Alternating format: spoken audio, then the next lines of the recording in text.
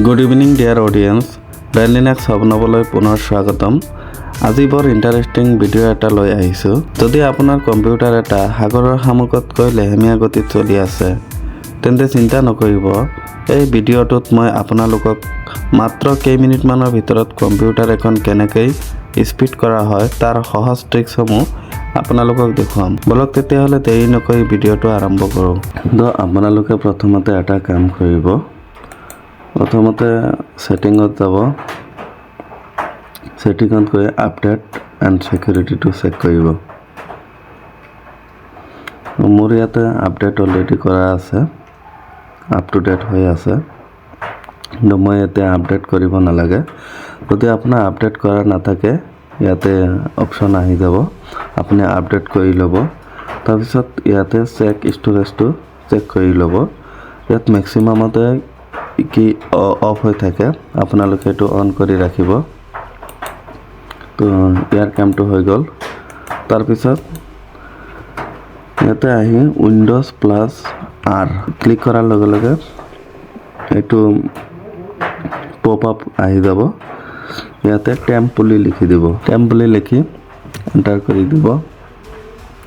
তো ইয়াতে যিমান টেম্পৰাৰী ফাইল আছে চি ড্ৰাইভত, সেই টেম্পৰাৰী ফাইলখিনি আহি যাব।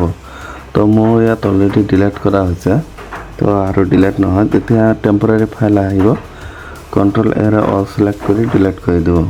মোৰ এই তিনিটা চাগে ডিলিট নহয়, কাৰণ এটা ডিলিট হ'ল, এই দুটা ডিলিট নহ'ব। তো এতিয়া আকৌ উইণ্ড'জ আৰ মাৰিব। মৰাৰ পিছত এতিয়া পাৰ্চেণ্ট টেম্প বহাই দিব। পাৰ্চেণ্ট টেম্প অ'কে মাৰি দিব। গোটেই ড্ৰাইভৰ যিমান টেম্পৰাৰী ফাইল আছে ইয়াতে আহি যাব। তো এইটো ডিলিট কৰি দিব।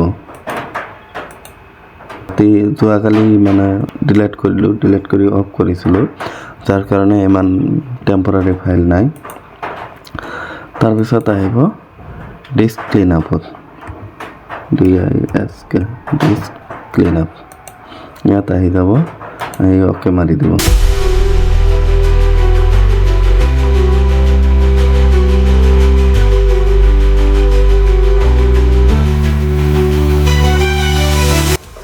এইটো হৈ গ'ল। ইয়াত অনলি চি ড্ৰাইভটোহে আপোনালোকে ক্লিন কৰিব, বাকী ড্ৰাইভ ক্লিন নকৰিব। আপোনাৰ বাকী যিমান ড্ৰাইভত ফাইল ৰাখে সেইটো ক্লিন নকৰিব, অনলি চি ড্ৰাইভটোহে ক্লিন কৰিব। তাৰপিছত যাব ডিফ্ৰেগমেণ্ট এণ্ড অপ্টিমাইজেশ্যন ড্ৰাইভ। এইটো ইয়াতে ক্লিক কৰি চাৰ্চ কৰিব। মই অলৰেডি ৰেগুলাৰলি চাৰ্চ কৰি থাকোঁ, গতিকে ইয়াতে আহি আছে। তো ইয়াতে গৈ অপ্টিমাইজেশ্যন কৰি দিব। আৰু কি কৰিব, ইয়াতে চেঞ্জ ছেটিঙত গৈ ইয়াত মেক্সিমামত উইকলি থাকে, তো আপুনি ডেইলি কৰি দিব, দি অ'কে কৰি দিব। হৈ গ'ল। তাৰপিছত আপোনালোকে আকৌ ইয়াতে আহি CMD বুলি বা কমাণ্ড প্ৰম্পট বুলি চাৰ্চ কৰিব। মোৰ ইয়াত অলৰেডি চাৰ্চ কৰা আছে। ইয়াতে গৈ ৰাইট ক্লিক কৰি ৰান এজ এডমিনিষ্ট্ৰেটৰ কৰি দিব। হৈ গ'ল। তো ইয়াতে মাৰিব SFC স্পেচ অব্লিক স্কেন নাও। তো এইটো কৰিলে কি হয়, আপোনাৰ কম্পিউটাৰত যিমান ভাইৰাছ থাকে সেইখিনি অট'মেটিকলি স্কেন কৰে, স্কেন কৰি সেইবিলাক ৰিমুভ কৰি দিয়ে। আৰু যদি কিবা সৰু সুৰা প্ৰব্লেম থাকে, অনলি ছফ্টৱেৰৰ প্ৰব্লেম থাকিলে সি নিজে নিজে সেইখিনি ঠিক কৰি দিয়ে।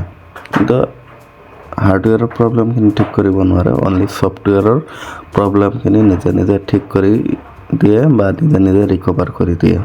এই এটা বহুত ভাল অপশ্যন। তো এইটো চলি থাকক।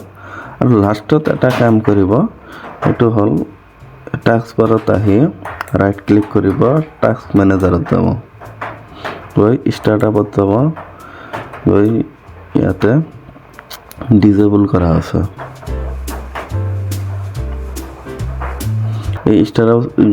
এইবিলাক প্ৰথমতে আপোনাৰ কম্পিউটাৰত কিছুমান এনাবল থাকিব, দুটা এটা ডিজেবল থাকিব।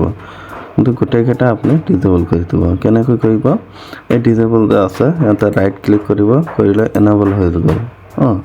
তো এনেকৈ এনাবল থাকিব। আপোনালোকে কি কৰিব, ইয়াতে আহি ৰাইট ক্লিক কৰি ডিজেবল কৰি দিব। তো এনেকৈ গোটেইখিনি ডিজেবল কৰি দিব। সেইটো উইণ্ড'জ 10ত আপুনি টাস্ক বাৰত আহি চাৰ্চ কৰি পাব, কিন্তু উইণ্ড'জ 11ত তেনেকৈ নাপাব। উইণ্ড'জ 11ত কি কৰিব, Ctrl+Shift+Escape বাটন এনেকৈ ক্লিক কৰি দিব। ক্লিক কৰাৰ পিছত ষ্টাৰ্ট আপ অপশ্যনটো আহিব। উইণ্ড'জ 10তো আহে, কিন্তু উইণ্ড'জ 11ত এই টাস্ক বাৰৰ পৰা নাহে, অনলি এই শ্বৰ্টকাটেৰে আহি যাব। তো এইটো হ'ল লাষ্ট কাম। তো আমাৰ থুলমূল কাম হৈ গ'ল। তো এইখিনিয়ে আছিলে কম্পিউটাৰ এখন স্পীড কৰাৰ মেইন ট্ৰিক্স। তো ইয়াতে আৰু এটা কথা মনত ৰাখিব, মেক্সিমামে কি কৰে, এই ট্ৰিক্সখিনি ইউজ কৰাৰ পিছতো মোলৈ ফোন কৰে যে মোৰ কম্পিউটাৰ ট্ৰিক্সখিনি ইউজ কৰিলোঁ, তথাপিও স্পীড নহ'ল, শ্ল' হৈ আছে। তো ইহঁতৰ এটাই প্ৰব্লেম দেখা পাওঁ, সিহঁতে কি কৰে, থাৰ্ড পাৰ্টি এণ্টিভাইৰাছ ছফ্টৱেৰ ভৰাই লয়। তো আপোনালোকে এই ভুলটো কেতিয়াও নকৰিব। তো এইখিনি ট্ৰিক্স ইউজ কৰাৰ পিছতো আপোনালোকৰ থাৰ্ড পাৰ্টি এণ্টিভাইৰাছ ভৰোৱাৰ কোনো প্ৰয়োজন নাই, কাৰণ থাৰ্ড পাৰ্টি এণ্টিভাইৰাছ মানে তেতিয়া স্কেন কৰাৰ সময়ত কি কৰে, গোটেই ডিস্কটো বা গোটেই ড্ৰাইভ, মানে আপোনাৰ কম্পিউটাৰত যিমান ফাইল আছে গোটেই ফাইল সি নিজে নিজে স্কেন কৰে। তো গোটেই ফাইল স্কেন কৰোঁতে এটা সময় ল'ব। তো এই সময়ত আপুনি একো কাম কৰিব নোৱাৰিব, কম্পিউটাৰটো হেং মাৰি থাকিব। তো গতিকে আপুনি যিহেতু অলৰেডি এই ট্ৰিক্সখিনি ইউজ কৰিলে, তো একেই কাম এই থাৰ্ড পাৰ্টি এণ্টিভাইৰাছটোৱে কৰে। তো গতিকে এই এণ্টিভাইৰাছ ৰখাৰ কি দৰকাৰ আছে? ইয়াতে চাওক, মাইক্ৰ'ছফ্ট কোম্পানীয়ে অলৰেডি আপোনাৰ কম্পিউটাৰত এণ্টিভাইৰাছ ডিফল্টলি দিয়ে থৈছে। ইমান ষ্ট্ৰং এটা এণ্টিভাইৰাছ।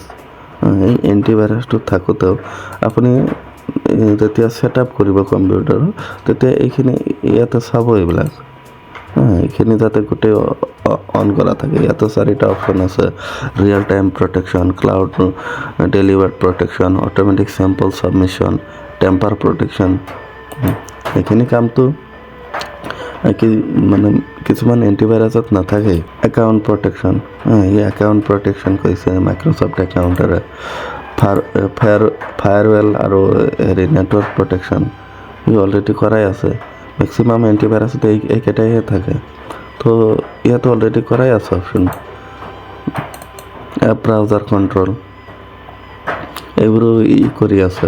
তো গতিকে ইমান এটা ষ্ট্ৰং এণ্টিভাইৰাছ থাকোঁতেও আপোনালোকে থাৰ্ড পাৰ্টি এণ্টিভাইৰাছ ভৰাই হেং কৰি ৰাখি কি লাভ আছে? গতিকে আপোনালোকে ভুলতো থাৰ্ড পাৰ্টি এণ্টিভাইৰাছ নভৰাব। এণ্টিভাইৰাছ ভৰালে আপোনাৰ লেপটপটো হেং মাৰি দিয়ে, বহুত সময় লয়, প্লাছ বছৰি আপোনাৰ এটা খৰচো যায়। গতিকে এই খৰচ কৰাৰ কি দৰকাৰ আছে? মই আজিলৈকে মোৰ কম্পিউটাৰত কোনো ধৰণৰ এণ্টিভাইৰাছ নাই, থাৰ্ড পাৰ্টি এণ্টিভাইৰাছ কোনো ধৰণৰ এণ্টিভাইৰাছ নাপাব। তো মোৰো কম্পিউটাৰ 4 GB ৰেমৰ হয়, কিন্তু 12 GB ৰেমৰ স্পীডত চলে। মই এইটো মোৰ কম্পিউটাৰে 12 GB ৰেমৰ কম্পিউটাৰৰ লগত কম্পেয়াৰ কৰিছিলোঁ। তাতকৈ মোৰটো বেছি ফাষ্ট চলিছিল, কাৰণ তাত এণ্টিভাইৰাছ থকাৰ কাৰণে মোৰটোতকৈ বহুত শ্ল' মাৰিছিল। আশা কৰোঁ আপোনালোকে বুজি পাইছে। তো যদি ভিডিঅ'টো ভাল লাগে আপোনালোকে লাইক কৰিব, শ্বেয়াৰ কৰিব আৰু ছাবস্ক্ৰাইব কৰিবলৈ নাপাহৰিব। ধন্যবাদ।